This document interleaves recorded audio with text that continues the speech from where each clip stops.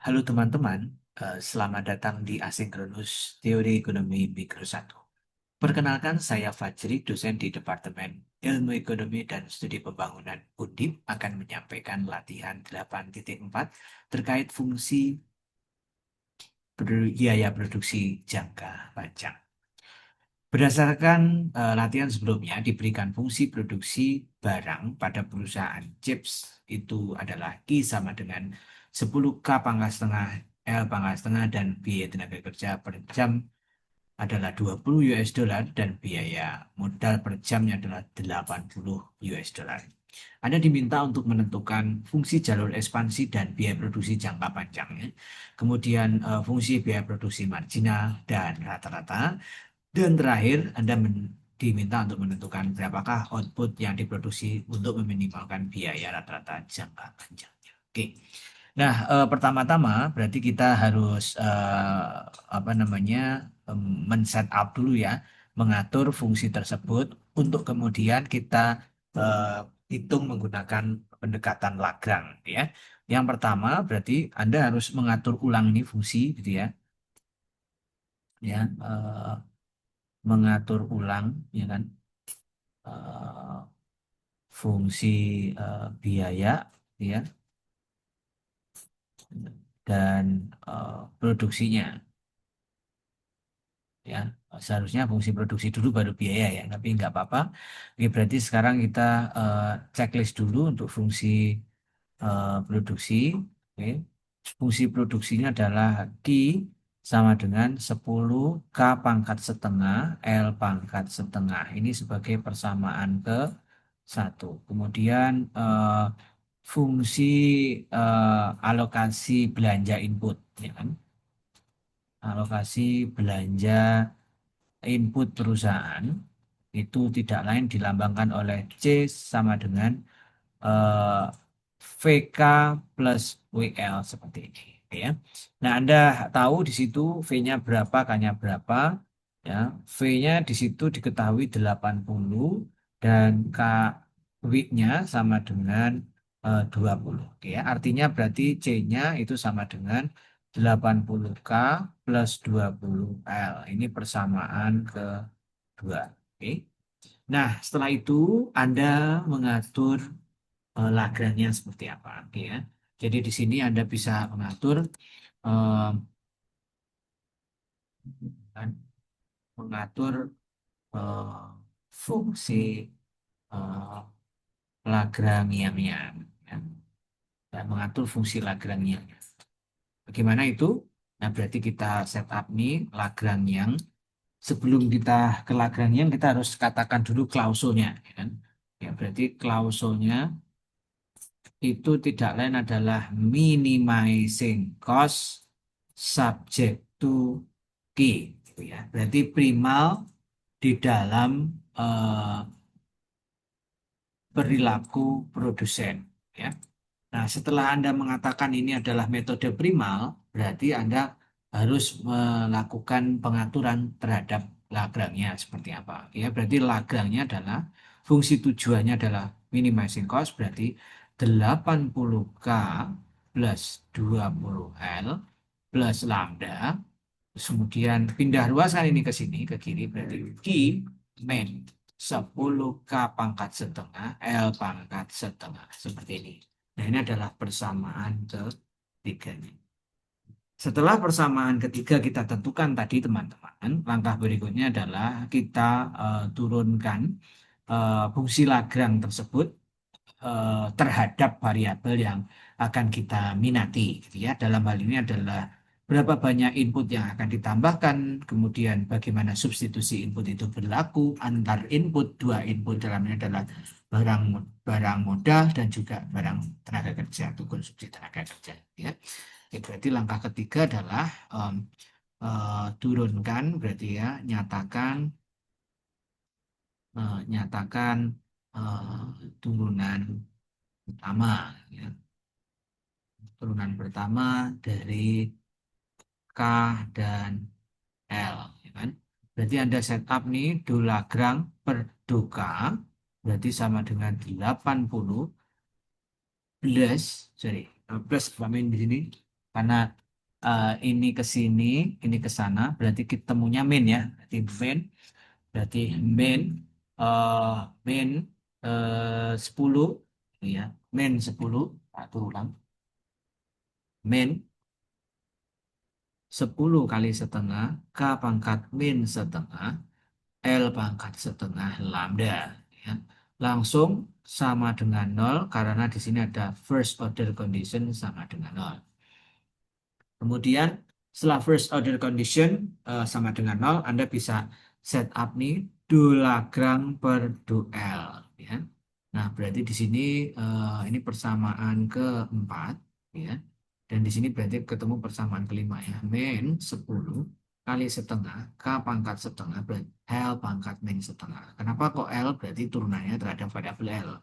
Ya, lambda sama dengan nol. Ini berarti persamaan kelima. Nah, kemudian persamaan keenam berarti kita bisa turunkan do Lagrange do lambda.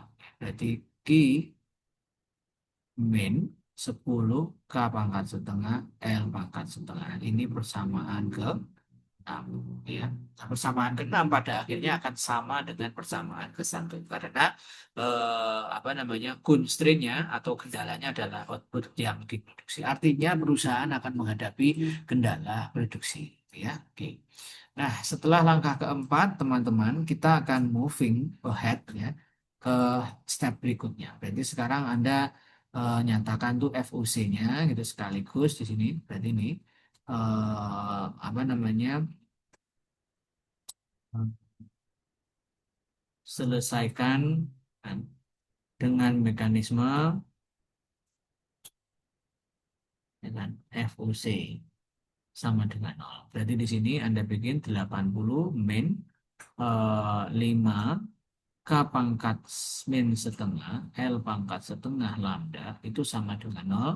Berarti untuk yang ini tidak lain adalah 80 sama dengan 5 K pangkat min setengah, L pangkat setengah lambda. Maka eh, lambdanya tidak lain adalah 80 per 5 K pangkat min setengah, L pangkat setengah sama dengan lambda. Jadi ini bisa Anda coret enggak kan gitu? Bisa kan? 10 bagi 5, 2 kali 16. Berarti ini masih 16, berarti ini hasil akhirnya adalah lambda sama dengan 16 per K pangkat setengah minus L pangkat setengah. Ya. Jadi pangkat min setengahnya menjadi yang lambda A dan L-nya pangkat setengah. Selanjutnya ini untuk yang persamaan ke dan sekarang persamaan kelima. Berarti Anda selesaikan untuk persamaan kelima. Berarti di sini lanjutan. Ya, lanjutannya. Berarti kita punya 20 min 10 kali setengah. Sorry. 10 kali setengah tadi itu. Berarti kan coret-coret 5 ya. 5K pangkat setengah L pangkat min setengah lambda sama dengan 0. Oke, berarti di sini 20 sama dengan 5K pangkat setengah L pangkat min setengah lambda. Nah, berarti 20 per 5K pangkat setengah L pangkat min setengah sama dengan lambda. Nah, Anda bisa coret ini berarti 4. Berarti di sini eh, lambdanya tidak lain adalah sama dengan 4 per K pangkat setengah L pangkat min setengah. Setelah Anda selesai menghitung itu, selesaikan mekanisme FOC, nah kita cukup mengabaikan duel per du lambda. Jika nanti ditanyakan, misalnya berapakah manfaat yang didapatkan oleh produsen pada saat dia menggunakan input tertentu, maka lambda itu kita perhitungkan.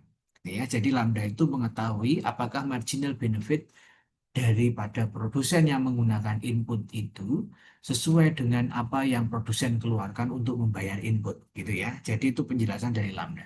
Jadi dalam hal ini persamaan ke-6 kita abaikan terlebih dahulu untuk proses penelitian. Nanti Anda bisa pelajari lagi di kesempatan yang lain ya. Biasanya nanti akan dilanjutkan di ekonomi industri. Baik, setelah itu berarti Anda selesaikan ini stepnya. Ini adalah rangkaian dari step ketiga ya. Sorry Kak, ini step keempat ya. Oke, rangkaian ini berarti sama dengan kan Ya, lambda sama dengan lambda. Berarti di sini lambda yang pertama tadi ketemu 16 per K pangkat min setengah L pangkat setengah sama dengan 4 per K pangkat setengah L pangkat min setengah. Gitu ya. Coret-coret 4. Gitu ya. Jadi ini ketemu 4 yang di luar sini. Oke, berarti ketemu 4 sama dengan, oke kita pindah ruaskan ke sana, berarti K pangkat min setengah L pangkat setengah per K pangkat setengah L pangkat min setengah. Berarti di sini ketemu 4 sama dengan K pangkat setengah min setengah, berarti K pangkat min 1. Dan L-nya itu adalah L pangkat 1. Ya, berarti 4 sama dengan em, L per K. Ya, kira-kira begitu. Nah, sekarang Anda bisa pindah ruaskan ke sana, ke ruas kanan gitu ya, K-nya. Berarti kalau misalnya K-nya dipindah ini lanjutannya ke sini, ya kan? Berarti 4 K-nya pindah ke sini, 4-nya ke bawah gitu misalnya begitu. Atau ya tukar posisi ya KL gitu ya. Nah, misalnya begitu. Sebetulnya kan bisa seperti 4K sama dengan L seperti ini.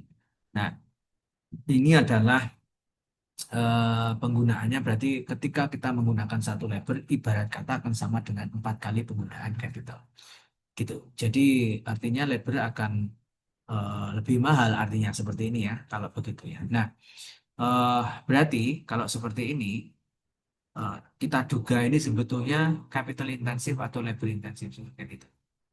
Kan? Sorry, menggunakan satu labor itu sama dengan 4 capital. Ya. Menggunakan satu labor sama dengan 4 kali capital. Artinya yang lebih murah tadi labornya ya. Nah sekarang berarti kalau kita moving ke sini, coba kalau ini cari intensitas faktornya berarti kan K per L itu L-nya pindah, 4-nya pindah ke sini berarti sama dengan 1/4.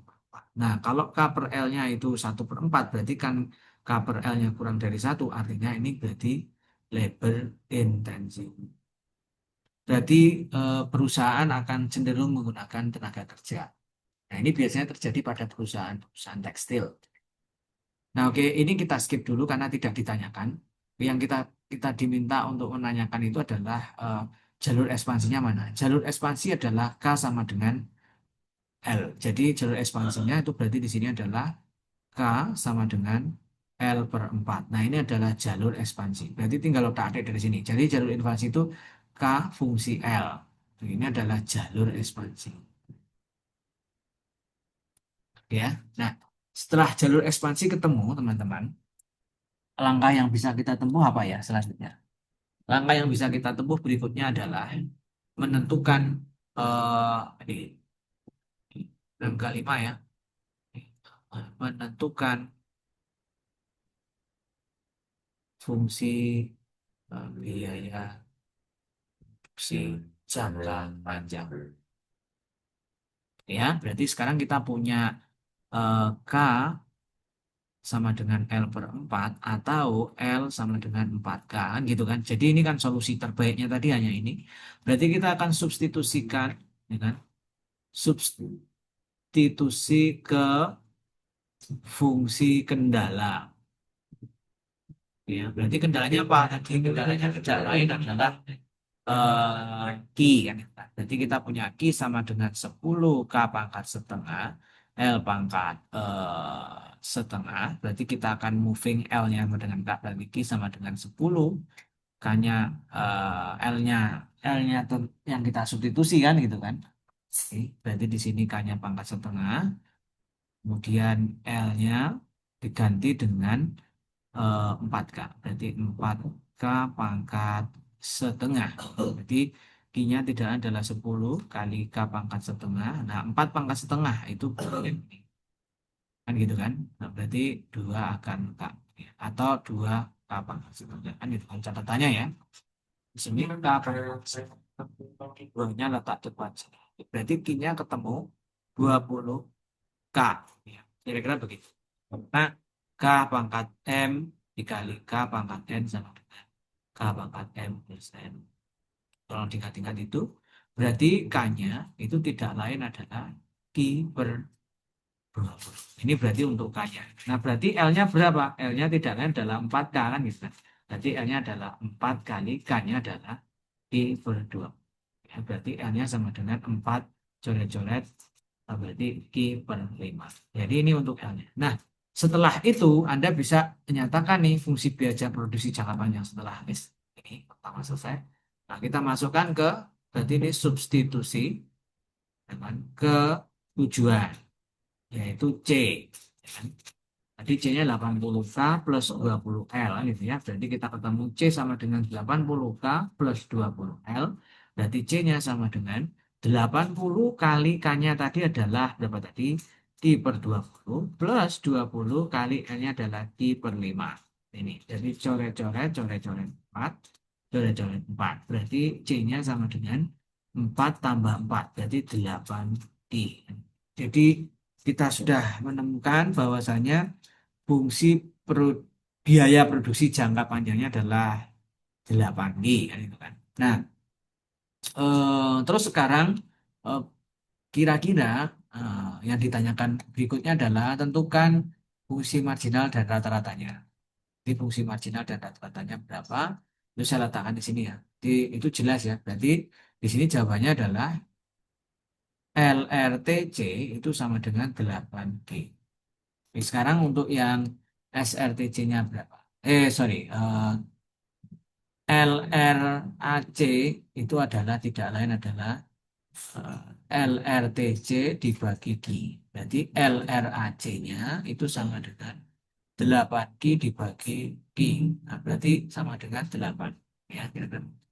Kemudian LRMC-nya itu tidak lain adalah delta T LRTC dibagi delta Q atau LRMC sama dengan DLRTC sorry per DQ atau turunan dan pertama daripada LRTC tersebut ya. Jadi di sini adalah turunan dari 8Q adalah. Nah, sekarang ditanyakan berapakah total output yang bisa diproduksi dalam meminimalkan input. Nah, karena inputnya sudah konstan, artinya berapapun barang yang diproduksi itu sebetulnya sudah sangat minimal. Ya, kok bisa?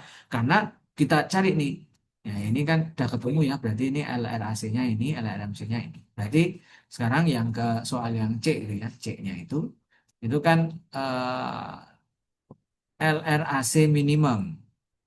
Ya kan berapa yang ditanyakan? Berarti kan LRMC sama dengan LRAC. Nah, ini 8 sama dengan 8. Kan nggak ada Ki di sini. Nah, artinya kalau nggak ada Ki berarti Ki berapapun yang diproduksi perusahaan itu sebetulnya dalam jangka panjang itu adalah meminimalkan biaya. Gitu ya, kira-kira kesimpulannya. Kira-kira itu yang bisa saya sampaikan teman-teman. Kita lanjutkan pada latihan 8.5. Sampai jumpa di video selanjutnya. Terima kasih.